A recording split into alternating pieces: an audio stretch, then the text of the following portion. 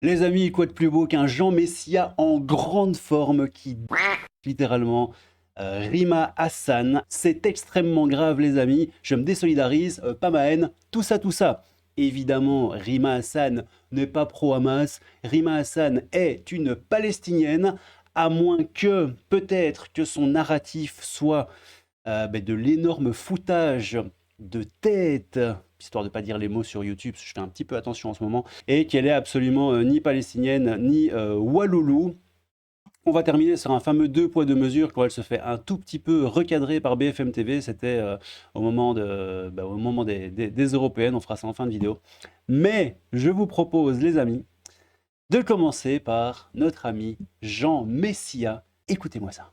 Le Hamas et la plupart des Palestiniens, et même on va dire la majorité de la rue arabe, refusent l'existence d'Israël. Et en fait, Rima Hassan, elle est le porte-voix de cela. On aurait tort de considérer que Rima Hassan est une Française. Elle est une Française de papier, mais elle n'est certainement pas une Française d'identité. Je mets au défi, et je suis prêt à donner une récompense à quiconque m'apporterait une photo de Rima Hassan avec un drapeau français. À part son écharpe de députée, mais en dehors de ça, elle n'a jamais été filmée avec un drapeau français. Le seul drapeau qu'on lui connaît, c'est le drapeau palestinien. Rima Hassan, en réalité, n'est pas une représentante de la France, c'est une représentante du peuple islamo-gauchiste ou de la tentacule française de la Oumma. Elle avait déjà annoncé la couleur. J'aimais beaucoup, à la première écoute de cette vidéo, j'aimais beaucoup cette métaphore de la tentacule française de la Oumma. La Oumma, pour ceux qui ne savent pas, c'est le peuple musulman sur Terre, tu vois. Tu fais partie de la Oumma si tu es musulman. C'est l'idée, tu vois, c'est le grand peuple musulman. Ou de la tentacule française de la Oumma. Elle avait Et si elle tentacule, pardon. déjà annoncé la couleur avant l'élection, puisqu'elle avait dragué l'électorat islamique français et l'électorat bobo d'extrême gauche. Et effectivement, maintenant, elle exécute son programme. Je tiens à préciser que Rima Hassan fait partie de ces millions d'étrangers qu'on a naturalisés français et qui sont restés étrangers. Rima Hassan a été naturalisée française par le président Sarkozy, sous le gouvernement de Nicolas Sarkozy. Sur quels critères cette personne a-t-elle été naturalisée ? Quels critères identitaires, quels critères d'assimilation a-t-elle rempli pour avoir la nationalité française ? Aucun.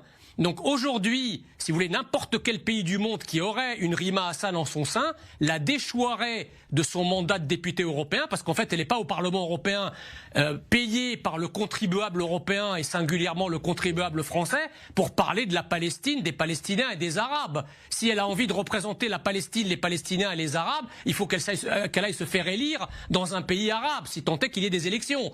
En France, les gens... Je fais une mini-pause, mais ça tape, hein. Ça tape bien. Hein. Quand je vous parle d'humiliation, c'est quand même... on n'en est pas loin.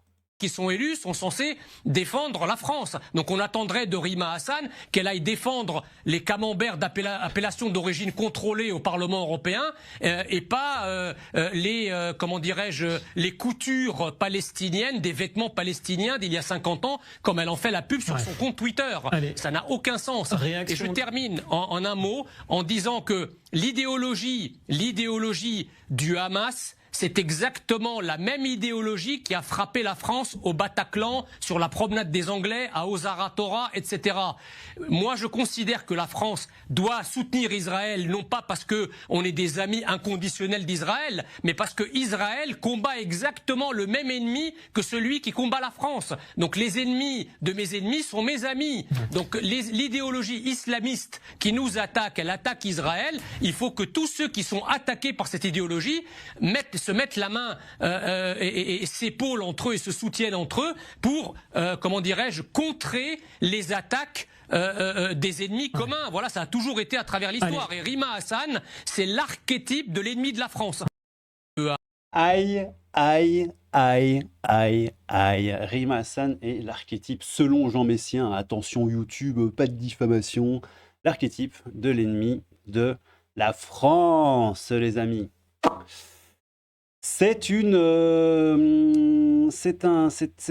allégation qui peut se comprendre. On va pas se mentir. Effectivement, ça peut se comprendre. Bon, on a ici Baudouin Wisselman, qui est donc, c'est ça, cofondateur et un ancien de VA+, un journaliste de droite, de la bonne droite, qui nous dit la déchéance de nationalité pour Rima Hassan devient urgente.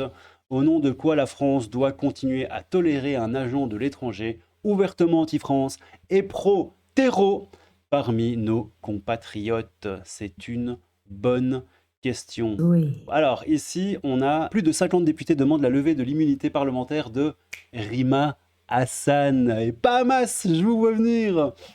Donc on a ça et on a Rima Hassan en dessous qui répond « Passez l'heure, mon bonjour, regardez comment elle est belle ». Bon, ici on a Nathan Devers, écrivain au sujet des négociations pour une trêve à Gaza. Le Hamas est prêt à faire massacrer sa propre population. Ils sont prêts à tout pour faire des choses abominables dans 100% politique, etc., etc. On va pas voir la vidéo parce que c'est pas vraiment très intéressant. Mais ce qui est intéressant, c'est qu'on a Camille Abderrahmane et ma nouvelle amie Virginie Fortune qui dit quelque chose de très très grave. Évidemment, je ne cautionne pas. Je me désolidarise immédiatement de Virginie Fortune, à qui je souhaite quand même une bonne fortune. Désolé pour cette vanne. Camille Abderrahmane qui nous dit il voudrait que Rima Hassan assiste au gin, désolé YouTube, cidre de son peuple sans dire un mot pendant que des négationnistes font le tour de tous les plateaux télé français pour faire l'apologie des massacres d'enfants palestiniens. Ah, c'est toujours ça, hein. Les enfants palestiniens, aïe aïe aïe, aïe aïe aïe, les enfants palestiniens, c'est un argument, j'ai déjà fait une vidéo là-dessus, avec la vidéo d'une femme palestinienne justement qui dit « Savez-vous pourquoi les femmes palestiniennes font autant d'enfants? C'est pour les envoyer à la mort, c'est pour les envoyer au martyr. » لماذا ينجبون أعدادا كبيرة من البنات والبنين؟ يعني كان الرد جميل، نعم. الرد جميل. نحن ننجب هؤلاء بكثرة لندفعهم حتى للموت. Ouin ouin chouin chouin, les enfants palestiniens. Et Virginie Fortune nous répond quoi? Elle nous dit mais elle n'est pas de Palestine, hein, Rima Hassan évidemment. Elle lèche le derrière de tous les pays arabes, c'est une terroriste. Qu'on lui enlève son immunité, son poste au Parlement européen et qu'on l'expulse où elle veut, même en Palestine. Comme ça, elle pourra agir au lieu de pleurnicher. Et j'avais déjà liké, je délike pour reliker. Voilà. Et en parlant justement de ouin ouin chouin chouin, je suis palestinienne et c'est mon combat. Rima Hassan, a priori, se fout totalement de votre pomme. J'aime beaucoup les pommes, je suis un mangeur de pommes. Écoutez-moi ça.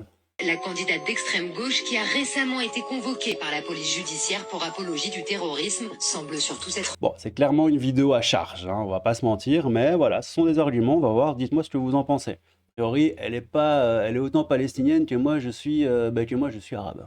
fabriquer un personnage public très éloigné de la réalité, de ses origines jusqu'à son idéologie.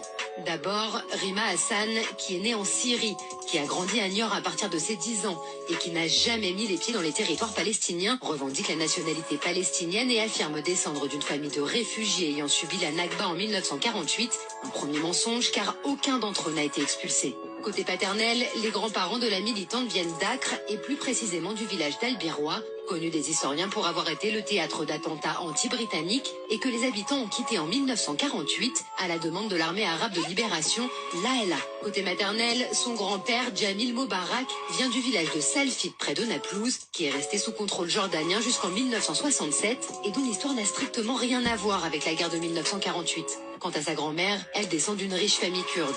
Une généalogie très éloignée donc de la fable que Rima Hassan sert à tous les médias et qui rend assez incompréhensible sa revendication d'un supposé droit au retour. Deuxième point sur lequel elle semble manipuler la vérité au profit de son image, son parcours et son engagement sur la question des camps de réfugiés. La candidate LFI sous-entend qu'elle a décroché un doctorat grâce à une thèse sur le droit applicable dans les camps de réfugiés, un diplôme et une thèse dont on ne retrouve aucune trace. Mais ce qui est beaucoup plus trouble, ce sont les activités de son ONG, l'Observatoire des camps de réfugiés, une structure dont on ne comprend ni la provenance des financements, ni la nature des activités. En effet, alors que son site internet présente l'Observatoire comme une structure active, avec des salariés, des projets, des communications, aucun compte n'a été déposé depuis 2019, ce qui est totalement contraire à la loi. Mais surtout, depuis sa création, l'ONG n'a produit qu'un seul et unique rapport qui concerne la Grèce, En revanche, rien pour l'Afrique, l'Asie, l'Amérique et encore plus surprenant, rien pour l'Afrique du Nord et le Moyen-Orient, où est pourtant née la candidate. Mais alors, quelles sont les motivations profondes de Rima Hassan? S'agit-il d'une jeune femme en mal de reconnaissance et prête à tout pour cultiver son image de passionnariat? Ou inscrit-elle au contraire son action dans une stratégie beaucoup plus vaste, au service de puissances étrangères comme la Syrie? Depuis plusieurs mois, les soupçons se font de plus en plus présents sur des liens directs que Rima Hassan entretiendrait avec la famille Assad. Aïe, aïe, aïe, aïe, aïe. Oh non, tu lui as tiré dans la bite. Est-ce que Rima Hassan est une mytho? Est-ce que Rima Hassan n'est pas une mytho? Est-ce que Rima Hassan se construit, s'est créé une genre d'identité histoire de coller avec son combat politico-palestino? Ou est-ce que la vidéo que vous avez vue ici est totalement fausse et que Rima Hassan est une femme d'amour, de progrès, de tolérance et des petits oiseaux, les bisounours et tout ça, tout ça? Je vais, si vous le voulez, continuer ici par cette petite vidéo de Rima Hassan. Le 2 poids 2 mesures de Rima Hassan lorsqu'il s'agit de condamner les de civils en Syrie, pourtant son pays natal. Alors là, on a le journaliste dont j'ai oublié le nom, on s'en fout, qui lui pose la question à l'époque, hein, c'était à l'époque des européennes, avant qu'il soit élu, qui lui pose la question de, ouais, vous savez, en 2015, il y a Jean-Luc Mélenchon qui a dit les bombardements, machin, Syrie, enfin russes en Syrie, il fallait que le travail soit fait, oui, il y a eu des victimes collatérales, mais bon, voilà, c'est la guerre, c'est comme ça. Et il lui pose la question, est-ce que ça vous choque?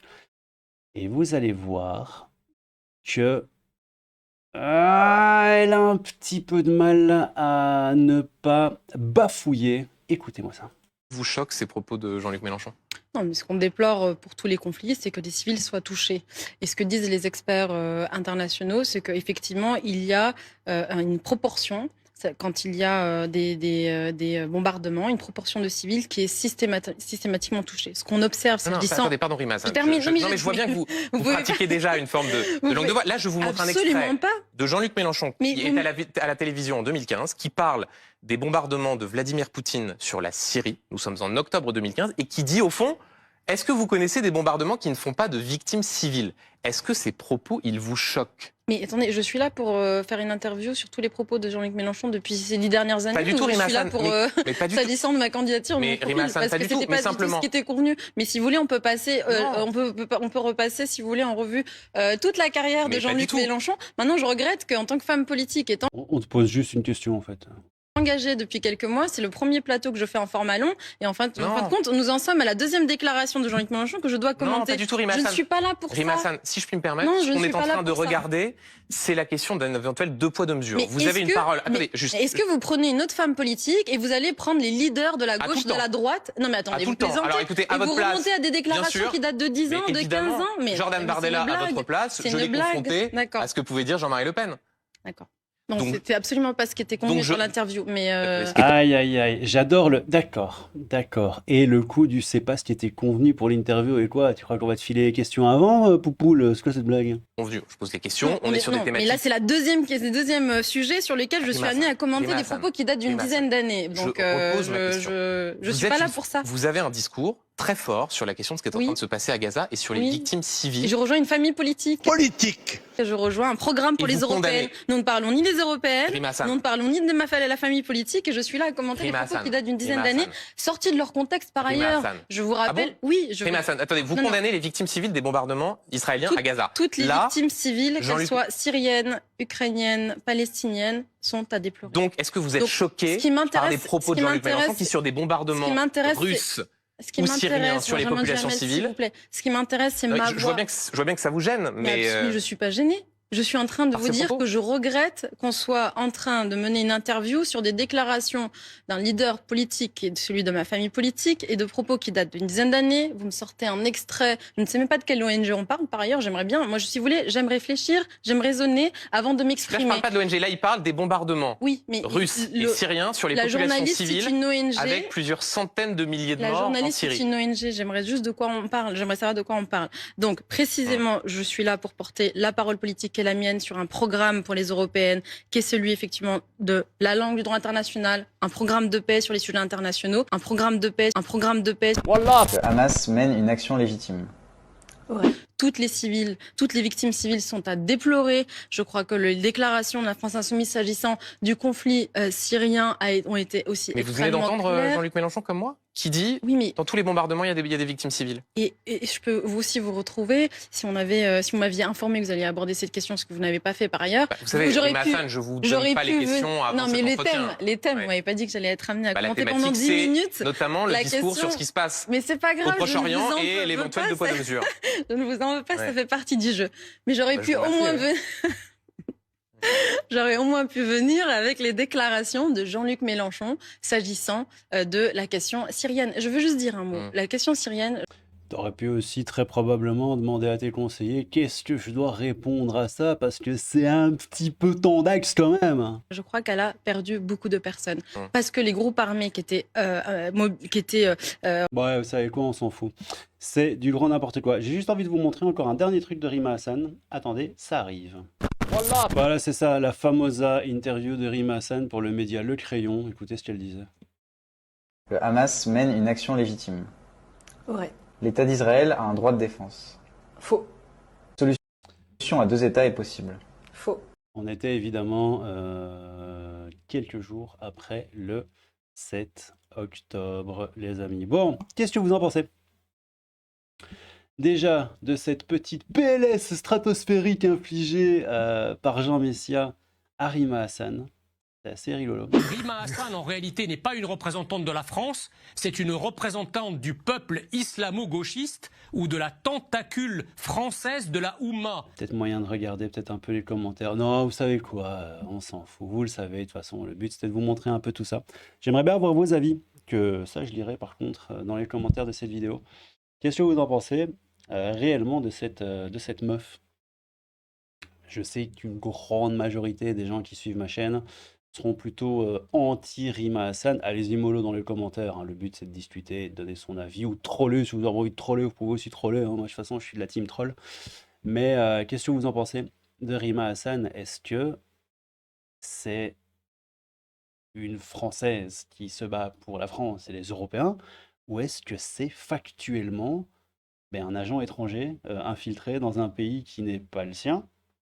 Pas de diffamation, hein, ce n'est qu'une idée, ce n'est qu'une proposition, et qui fait des carabistouilles qui sont tout sauf françaises en fait. Je ne sais pas, évidemment, poser la question, c'est peut-être y répondre, mais moi je ne réponds à rien, je ne suis que paix et amour, et surtout, je suis le crabe fantôme sans diffamation, oui. Oui. Peut-être. Crabe fantôme, un peu de crabe, beaucoup de fantôme, je vous aime tous très fort, à bientôt les petits loulous.